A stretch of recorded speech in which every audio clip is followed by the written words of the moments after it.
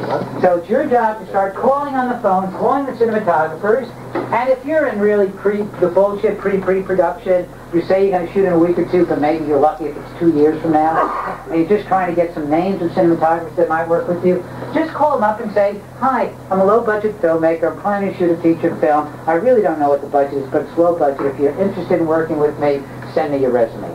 That's all. You'll get the resume, it's one sheet of paper.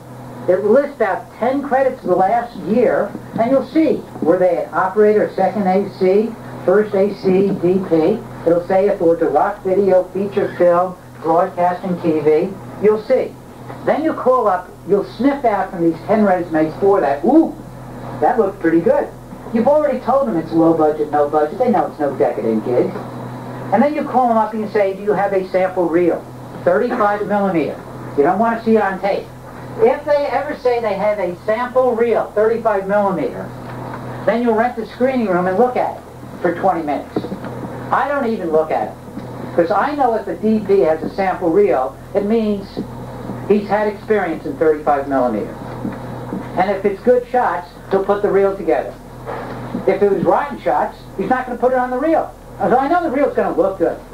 But if I ask him, do you have a sample reel, all that tells me if he or she says yes, is they've had 5 to 15 good working experiences with producers in the mid-35 millimeter market. So that's a good person. So when you go to look for your cinematographer, pick up your local directory, call them on the phone, tell them right up front it's a 50,000, 80,000 foot feature. That's how they talk. You just told them the budget, and if they'd like to work with you, send me a resume and ask if they have a reel. Then you'll pick your DP from them, and then you tell them how much money you have for everybody else in the crew, and that's how you get the camera crew. That's the camera crew. Now let's get into the production manager. The production manager, line producer, the guy or gal like myself. Here's what I do during pre-production. I've got 1 or 2 weeks to get the mechanical pieces together, but it's really during the shoot that the line producer, production manager, here's their priority during the shoot. Line producer, production manager. Here's how they think. First shot, later today, tomorrow, tonight. That's the 4 order of priorities. First shot. That's the first thing they think about every day, getting the first shot off. Second thing is later today. Now they're worried about all the stuff later today. The smoke equipment, the extra dollars we're getting. Is the caterer coming? Do we change locations? Is the parking, etc., etc. Later today, making sure everything is there when we get there so the creative people don't even have to worry about anything, just stay in creativity. If the line producer, production manager is doing their job, nobody ever knows they exist. Once somebody says, where's the line producer? There's a problem somewhere. Go fix it. So the first thing you do is first shot, get the first shot off. I'll explain that in a second. Here's the key to your film and making your film, your shoot go fast and getting it done on time, on schedule. It's how fast you make coffee every morning. You don't know how important that is. It's coffee. It's going to come out like a joke, but as fast as your film goes and as quick as you get your day done and your film done, it's going to be as fast as you make coffee every morning. What's the first thing you do every day at work? Here's how the world works. The world, not just America, we're all addicted to coffee somehow, or the routine. We all wake up wherever we live, we scratch our bodies, we do our bathroom routine, we get to our mass transportation, our car, we drive to work. Work psychologically doesn't start until we see the coffee pot. It's weird. That's just how it happens. I've seen it in the world. I've been in other places. That's how it is in the world. Work doesn't start until we start the coffee, until everybody sees the coffee pot. Now I'm going to tell you a trick. Now I'm going to save you 10 to 15% of your production schedule now. Here's the trick. Coffee perks, not perking. Write it down. This is 10% of your shooting schedule. Coffee perks, not perking. Here's what happens. If the first person that gets to the set every day, here's the first person that comes to the set every day, it's the craft service person. That's a title down there. You're going to pay them anywhere from $150 to $200 per week for 3 weeks. It's a 3-week shoot, and they get their job is make coffee and get breakfast made. Breakfast, not eggs or omelets. It's coffee perked, not perking. Decaf, brewed, not brewing. Hot water, boiled, not boiling. Fresh fruit, fresh juices, bagels, muffins laid out. If that's done, 15 minutes later when the second crew person comes, which is usually makeup, wardrobe, and the actor, you're up and running. If coffee is perked, when the second person comes, you will have your first shot in about 30 minutes to 45 minutes. If coffee is perking, when the second person comes, you're not going to get your first shot off for 2 hours. That's all. I've just seen it happen every time. You killed the rhythm of the day. You think you're going to get 35 or 55 setups done on schedule today when you can't even make coffee on schedule. That's not a joke. That's how important that is. This is not coming out as some gimmicky joke trick. Although, thank you for laughing. Coffee perk, not perking. First person that said, get the coffee done. If it's being done, it'll take you 2 hours to get done. You killed your energy for the day. What's the first thing you do every day? You make coffee, get breakfast ready. That's it. So the production manager is on charge of the craft service person to get there. After coffee, me, the production manager, it's like, I've got all the worries in the world. I just want to get the first shot done, the first shot done, the first shot done. After the first shot, it's like, it's up and running now. Okay. Everybody's here, we're up and running. I take that a 15-second breather, I get a cup of coffee, get a bagel with a schmear on it. I walk around for 2 minutes. Now, what else do I got to get done? Now, remember, second priority, later today. Is the caterer coming? Is that other equipment coming? Are the actors here? Is everything here? Now I got to make sure on that, and if it's not, I got to make sure it gets there. And now I send my PAs out. And every PA I hire comes with a pickup truck. That's qualifications for hiring PAs. Somebody in this room, raise your hand. Okay, here's how I hire a PA. Just lie to me on the first one. I'm shooting a film in 3 weeks, feature film. Would you like to be a PA on it? Say yes or no. Yes. Okay, now tell me the truth though. Do you own a pickup truck? No. If you get a pickup truck, I'll hire you. I'll get a pickup truck. That's how I hire PAs. That's how you hire them. You're going to get 3 or 5 trucks. You want to pay for them, want to rent them, want to pay for the insurance? That's $5,000 somehow. Yay. Production assistant. Okay. And be careful of your production assistants. These are the smallest, lowest caliber people. They nickname them the gophers. Go for this, go for that. But from my experience on the set, these are the biggest thieves, or the liberators. They will take a couple of cans of film stock. They take the gels. They take the stuff, and they usually come from, if there is such a thing, remember I'm saying gross generalizations, they usually come from the wealthier families. But they all think they're going to be Spielberg Lucases someday, and they need to liberate some film stock to make their film, because working on your shoot, they now know you don't know what you're doing, even though you do. Da-da-da-da. Anyway, PH, let me get back to production manager. So the production manager, first shot, then you got to get together all the later today stuff. Then around 3 o'clock in the afternoon, you start worrying about tomorrow. Where are we going to be tomorrow? What are we getting tomorrow? Tomorrow, where are we going to be? And when we pull up there, there's going to be space for 30 parking spots. You're not going to miraculously pull up anywhere in a city and find 30 parking spots. You've got to cordon them off 3 o'clock in the afternoon the day before. And then you find out the board, the shooting schedule, what's going to be for tomorrow, and you get a piece of paper called the call report done and photocopied so everybody knows what to bring, where to go, and what we're shooting tomorrow. And everybody has that piece of paper in their hand. Now it comes around 7 o'clock, we're getting close to wrap.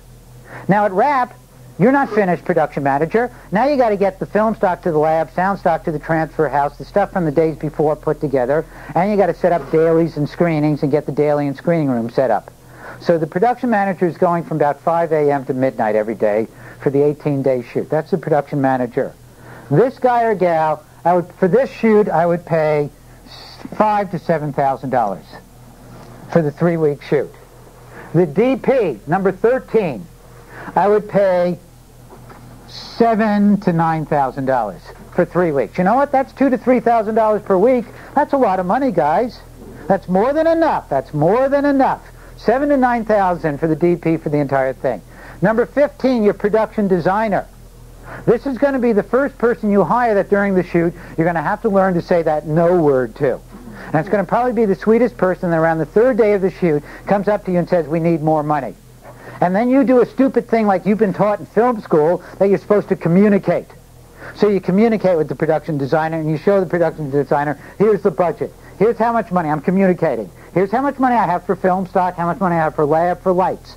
And you ask the production designer, you want me to take it from there? We're not going to make the film. You know what the production designer is going to say? Because they only know their craft, production designing, and what you said. Here's what they say. They say much more blatant than that.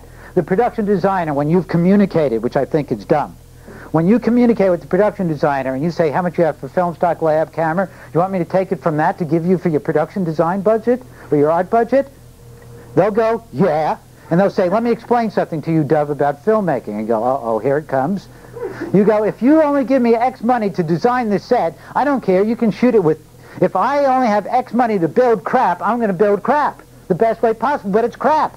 And you can shoot it with all the film stock and all the lights and do all the lab work, and you can edit it together, and when you edit it together and the audience looks at it on the screen, if it ever gets there, they're going to look at well-lit and well-shot crap. You know what I do then? I go, thank you for sharing that with me. That's an excellent point. I'll see what I can get done. And I disappear. Keep doing your job. That's all. You're going to run into that situation. That's what happens in the shoot. It's not taught anywhere, and I don't care if it's a $50,000 budget, $500,000 budget, or $5 million budget. You're going to run into that. What do? You keep putting on, let's keep going, let's keep going, let's keep going. Production designer, you'll need this person for about 7 weeks. 4 weeks of pre-production, which working just as hard as the 3 weeks of the shoot. At about $600 to $800 a week, it's about $5,000 to $7,000. Next, let's go back again and look at page 37 and number 16, the crew. Now that we have the 4 key people, let's focus on the rest of the crew. The rest of the camera crew, the script supervisors, assistant director, the production assistants, etc. This is on page 37, number 16. Okay, the rest of the crew people. Now turn to workbook page 78 and you'll see the itemized crew. You notice on this list there are about 20 or 30 other people that will be being obtained by yourself for your film shoot.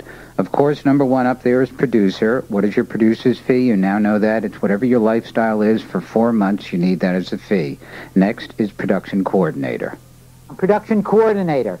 Guy or gal Friday that handles the office paperwork, coordinator, and it's sort of your buffer between you and the crew. Always talk to that person, For about 2 weeks pre-production, 3 weeks of the shoot, 5 weeks, about $200 to $300 per week. Production coordinator.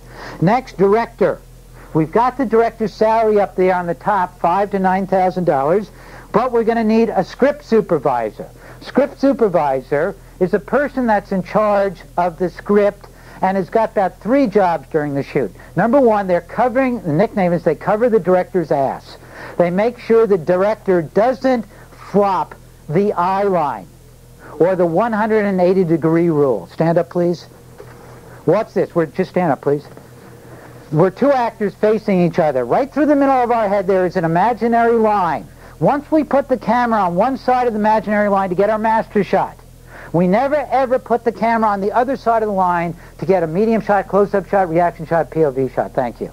It looks very obvious there when 2 static people are standing. There's the 180-degree or the imaginary line or the eye line.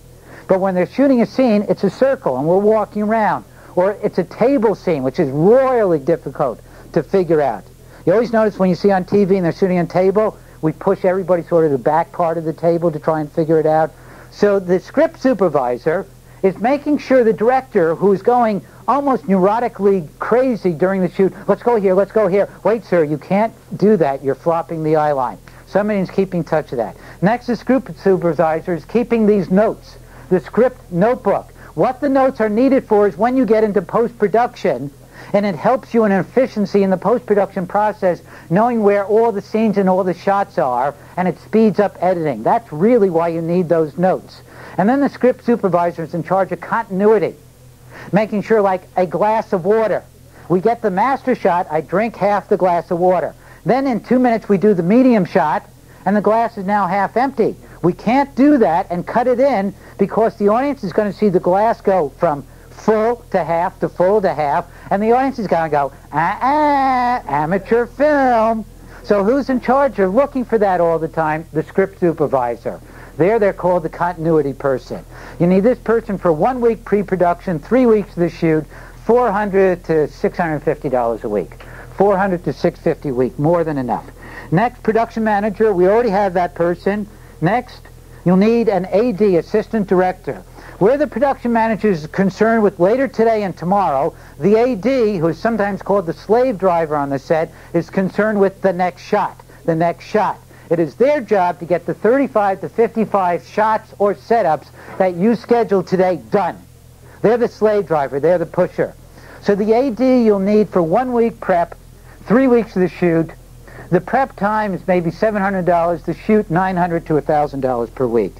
And you might need a second AD, which is nothing more than a production assistant who you're giving a better title to, and is somehow in traffic control. You tell them to go down the block and stop the cars from driving through. You're the second AD. And there's a lot of paperwork, actors' forms, especially if you ever sign with the guild. Then these two people are doing massive paperwork. If you don't sign with the guild, there's not that much paperwork. Next, you got the camera crew. The DP, we have that person. You need a camera operator, 3 days prep, maybe $500 for those 3 days, then 3 weeks of the shoot, $1,000 per week. The first AC, no prep time, 3 weeks of the shoot, $600 to $800 per week. The second AC, 3 weeks of the shoot, no prep time, $300 to $550 a week. Next, put a circle around gaffer, gaffer's best boy. You already paid and got those two people when you got your gaffing grip truck. They came with a separate independent contracting salary. Next, you'll need a key grip, head construction person. Difference between gaffing and light and grip. Gaffers go for the lights and are in charge of lights. Grips are in charge of what the light is attached to, and if we need a piece of equipment that brings shadows or shades. The gaffer gets the light, the grip drills into the room or the wall the piece of equipment that the light is attached to. Difference between gaffing and grip. So the grip is like a carpenter plumber person. A gaffer is a little more electrical, is like the electrician. The key grip, 1 or 2 weeks pre-production, $500 to $800 a week, 3 weeks of the shoot, $900 to $1,000 per week. Next, you'll need a dolly grip that knows how to handle the dolly you're renting, 3 weeks of the shoot, $600 to $800 per week, and you'll need 1 or 2 other grips in that department that are just heavyweight runners, $300 to $400 per week for the other grips. You need 2 people in the hair makeup department. One that's the key of the department. They get for about 2 weeks pre-production, 3 weeks of the shoot, $500 to $700 per week, and their assistant, 3 weeks of the shoot. Maybe they're 1 day out of cosmetology school. They get $150 to $200 for 3 weeks. Production designer, we have that person. If they can afford their crew, they'll get an art director for 7 weeks at about $400 to $600 per week. If they can afford another person in their department to help them build sets and design the sets, they'll get a set decorator, 7 weeks, $200 to $500 per week. Next, if they can afford another person, a dressed-up production assistant that wants to work in that industry, you'll call them the artist or construction or scenic artist person. You'll get them for 7 weeks, $100 to $250 a week. You'll need 1 person in charge of wardrobe. Make sure they come. They're seamsters. They sew. They have their own van pickup truck, and they have their sewing machine with them. You'll have 1 person that'll have a small truck in charge of props. Each of those people, 3 weeks, $300 to $600 per week. Put a circle around the sound man, boom, cable, mic. That's a separate deal, independent contract than that we got already when we look for the sound man with their own equipment. Next, that craft service person in charge of coffee. We're going to get the craft service person. That's $150 to $200 per week, 3 weeks. Next, we need PAs. You need 3 or 4 PAs, and I told you before how I hire PAs. I don't care if you went to film school or not.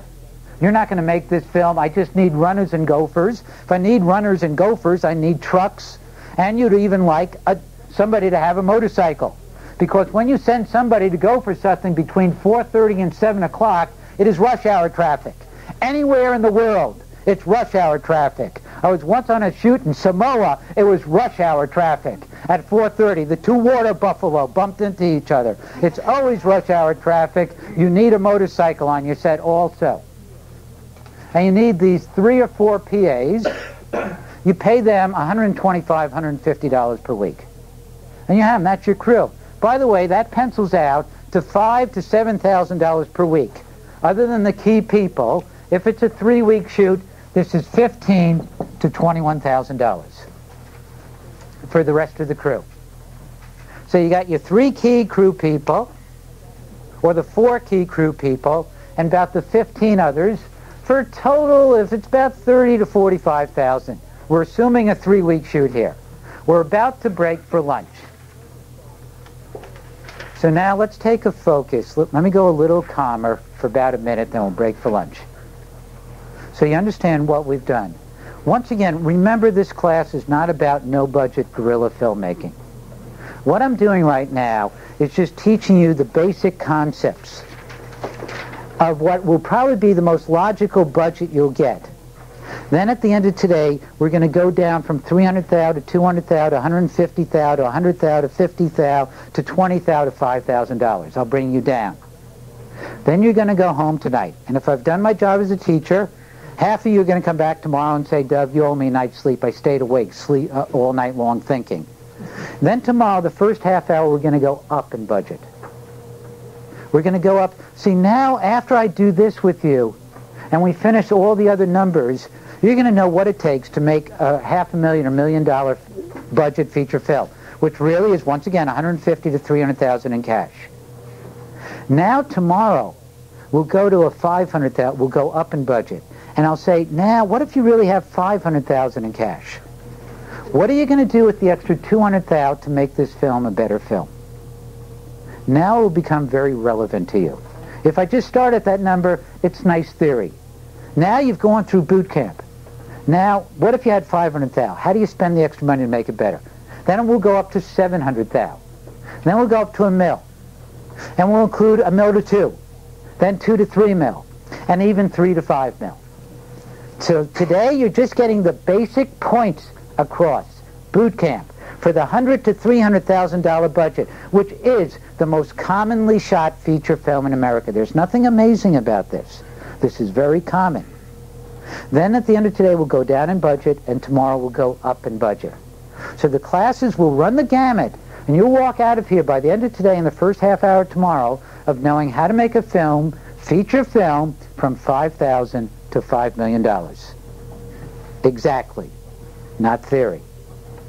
Right now what we're doing, though, that's why I want to get you away from this. Is not just a class on how to make this quick, down and dirty, blood, zombie, slime, massacre, Corman type of film. You've got the basic mechanics we're going down. So what we are, if you're starting off, get a 90 to 120 page script. The script has got to be great. How do you know it's great? When you read it, you are laughing or crying out loud. Out loud. Get the great script.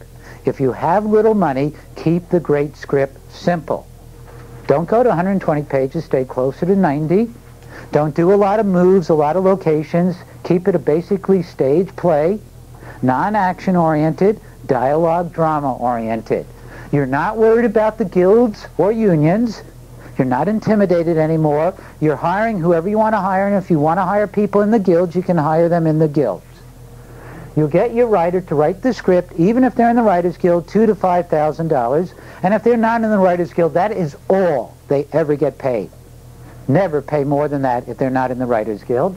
Next, you'll get your director, and there's a good shot. He or she might be in the Directors Guild. But you know the Directors Guild minimum, if you sign with it, it's going to cost you $120,000 to $150,000. You only have to do $5,000 to $9,000 and get the person. They're astute. They'll read the script. If it's not truly a good story, they're not going to jump on to direct it. If it truly is, then they can. And actors. These are the easiest person to work with that are in a guild that don't care about the guild. You'll get plenty of SAG actors that are in SAG that'll work for you on a non-SAG shoot. And remember, I'm not here telling you to forget the guilds and the unions. I'm just educating you some information about the guilds and unions to not be intimidated and debunked about them. And if you want to sign with the guild or union, sign with them. But the only reason I've ever seen to sign with the guild or union, if it means you're going to get the money automatically. If not, don't worry about it. So we're keep it simple script, 90 to 120 pages, very few locations. We're not worried about the guilds or unions. We're going to shoot 35 millimeter. If we can only afford a 6-to-1 shooting ratio, we're buying 50,000 feet of film stock from the white market with a discount or the gray market. You know how to get your lab deal to get it in the can, to get your one light developing and printing cost. We're renting a camera package, 35 millimeter, from a rental facility that represents Ariflex or Panavision on a 2-day week. You're buying expendables for $1,000 to $2,000. You're getting your sound equipment from a sound man or woman that has their own equipment. You're making a sound transfer deal at anywhere from 4 cents to 8 cents a foot. You're getting your grip and your lighting equipment from a gaffer or grip that has their own truck. You're renting a dolly, but make sure when you rent the dolly that if the dolly slows you down on the first day of the shoot, you got to lose the dolly.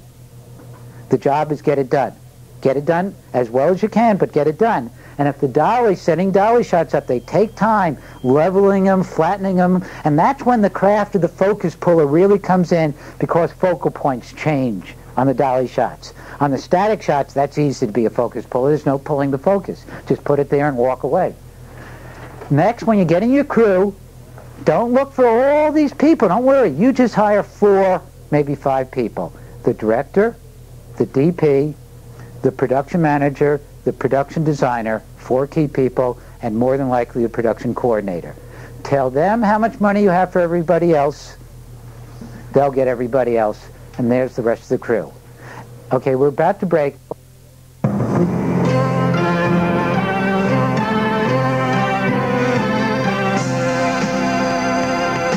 And once again, hello again, filmmakers, and once again, let's recap what you've now realized about filmmaking, and specifically here about the shoot and getting the crew.